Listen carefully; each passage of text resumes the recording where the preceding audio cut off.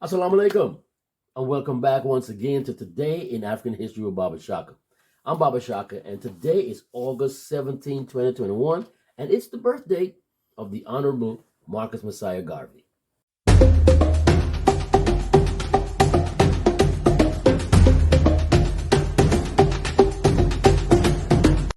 The Marcus Garvey was a Jamaican-born black nationalist and leader of the Pan-Africanism movement, which sought to unify and connect people of African descent worldwide. In the United States, he was a noted civil rights activist who founded the Negro World newspaper, a shipping company called the Black Star Line, and the Universal Negro Improvement Association, or UNIA, which is a fraternal organization of black nationalists. Now, as a group, they advocated for quote unquote separate but equal status for persons of African ancestry, and as such, they sought to establish independent black states around the world, notably in Liberia on the west coast of Africa. Marcus Masiah Garvey was born on this date, August 17, back in 1887 in St. Ann's Bay, Jamaica, to Marcus Garvey Sr. and Sarah Jane Richards. His father was a stonemason and his mother was a household servant. And though the couple had 11 children, yes, 11 children, only Marcus and one other sibling survived into adulthood. Mr. Garvey attended school in Jamaica until he was 14 when he left St. Ann's Bay for Kingston, the island capital, where he worked as an apprentice in a print shop. He later said he first experienced racism in grade school in Jamaica, primarily from white teachers. Now, while working in the print shop, Mr. Garvey became involved in the labor union for print tradesmen in Kingston. This work would set the stage for his activism in later life. Now, Mr. Garvey spent time in Central America where he had relatives before leaving to London in 1912. And while in Britain, he attended the University of London's Birkbeck College where he studied law and philosophy, developing his own philosophy. Right? Now, he also worked for a Pan-Africanism newspaper and led debates at Speaker's Corner at Hyde Park, London, a famous spot in the city for public discourse, even today. Now, after 2 years in London, where he received an education that would likely have been unavailable to him in the Americas because of the color of his skin, Mr. Garvey returned to Jamaica. And it was during this time that he started the Universal Negro Improvement Association. Mr. Garvey also began corresponding with Booker T. Washington, the African leader, author, and activist in America who had been born into slavery, and who was also the founder of Tuskegee Institute, which is one of our HBCUs down in Alabama. Now, in 1916, Mr. Garvey boarded a ship bound for the United States, where, as a dramatic and invigorated public speaker, he intended to go on a lecture tour. He ended up settling in New York City, where he first spoke at the famous St. Mark's Church before embarking on a 38-city speaking tour. He also took on work in the print shop to make ends meet. Now, while in New York, he authored the quote-unquote Declaration of Rights of the Negro Peoples of the World, which was ratified at the convention of the Universal Negro Improvement Association at Madison Square Garden in 1920. And it was during this meeting that Mr. Garvey was also elected, quote-unquote, provisional president of Africa. Now, in many of his lectures, Mr. Garvey summarized his views on the rights of Africans in America by noting, quote, the first dying that is to be done by the black man in the future will be done to make himself free. And then, when we are finished, if we have any charity to bestow, we may die for the white man. But as for me, I think I have stopped dying for him, unquote. He also told members of the Universal Negro Improvement Association in 1921, quote, if you want liberty, you must strike the blow. If you must be free, you must become so through your own efforts. Until you produce what the white man has produced, you will not be his equal, unquote. Now, Mr. Garvey established the first U.S. chapter of the Universal Negro Improvement Association in 1917 in Harlem and began publishing the Negro World newspaper. Soon, his speaking engagements took on a sort of an angry tone in which he questioned how the United States could call itself a democracy when across the country people of color were still oppressed. That's a question we could ask today in 2021. How can the United States call itself a democracy when across the country people of color are still being oppressed? Now, by 1919, he and his associates set up the shipping company, the Black Star Line, under the auspices of the I keep saying United, is the Universal Negro Improvement Association, which by then had grown to include more than 4 million members. That's huge. In 1920, 4 million members. Not long after the Black Star Line had purchased its first ship, the SS Yarmouth, and rechristened it the SS Frederick Douglass, the company began its quote-unquote African Redemption Liberia program with the idea of establishing a nation on the west coast of Africa for Africans in America, or those who were born into slavery or were the descendants of enslaved people. Now, Mr. Garvey was married twice. His first marriage to Amy Ashwood, who was a fellow activist in the Universal Negro Improvement Association, ended in divorce in 1922.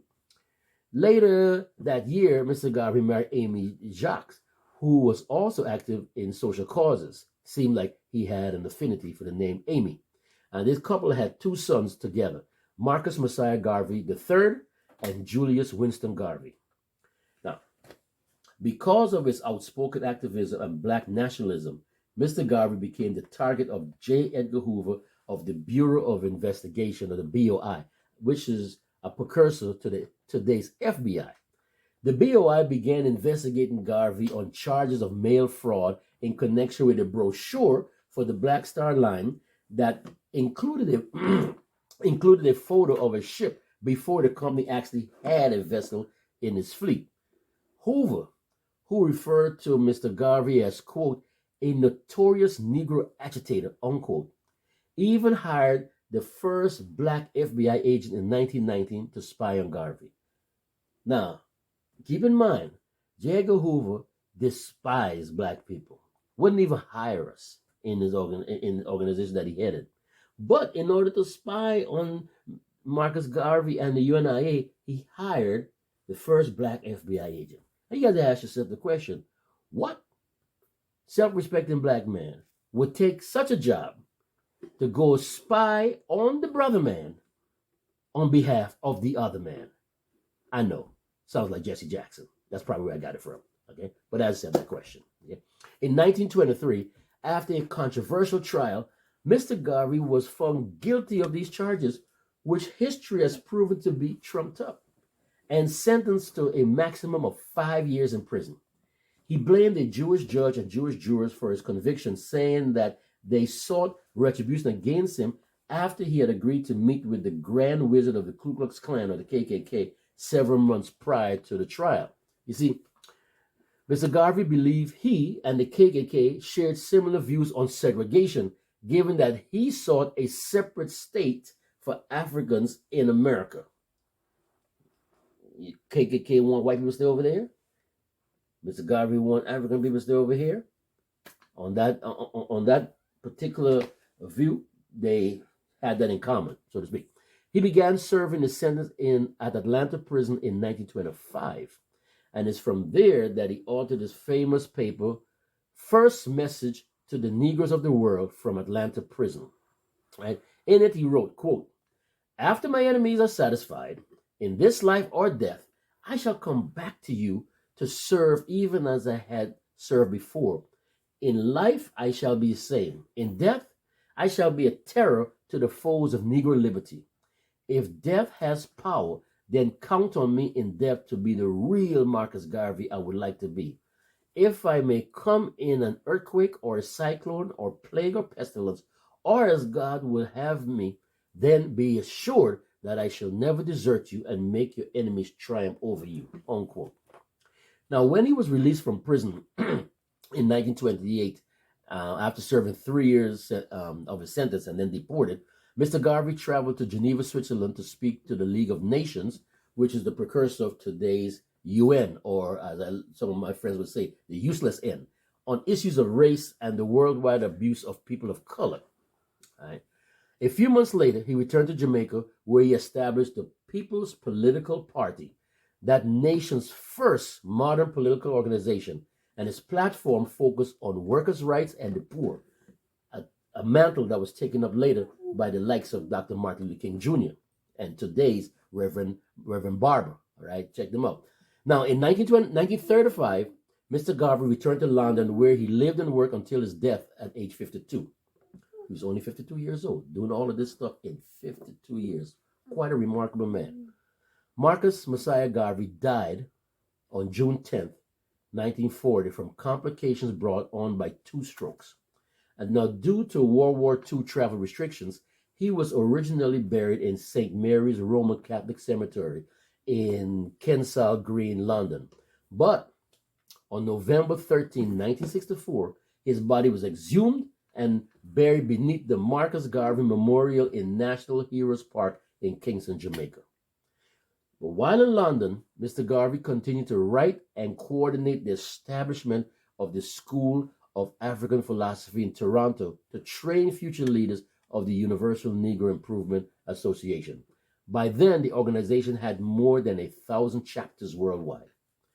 Although his legacy as a leader and activist lives on, Mr. Garvey's separatist and black nationalist views were not embraced by many of his peers. In fact, W.E.B. Du Bois of the NAACP famously said, and I quote, "Marcus Garvey is the most dangerous enemy of the Negro race in America and the world," unquote. Now, I will have to say that in later years, Mr. Du Bois came to see a lot of the wisdom in Marcus Garvey's approach and said so publicly. All right. However, Garvey's supporters preferred to focus on his key message, which was steeped in the pride of African people in America. After all, he is credited with coming up with the phrase, "Black is beautiful," right? His philosophy is perhaps best exemplified in the following quote, "We must canonize our own saints, create our own martyrs, and elevate to positions of fame and honor black men and women who have made their distinct contributions to our racial history. I am the equal to any white man, and I want you to feel the same way," unquote. Happy birthday, Baba Marcus. The struggle continues. Now, thank you to all of our subscribers who continue to support our efforts here today in African history. For those of you who have not yet subscribed, we urge you to hit that subscribe button just below there and lend us your much needed support. For those of you who would like to contribute to this channel, you may do so through CashApp at #Zulu Contributions. That's #Zulu Contributions. We are in need of a new camera and some additional lighting. Inshallah, I will leave the info down in the description section. Now, please like and leave a comment down in the comment section. But most importantly, please share, especially with the young amongst us, because as you and I know, this material is not taught in our schools. So, until tomorrow, inshallah, this is Baba Shaka with Today in African History. Masalam.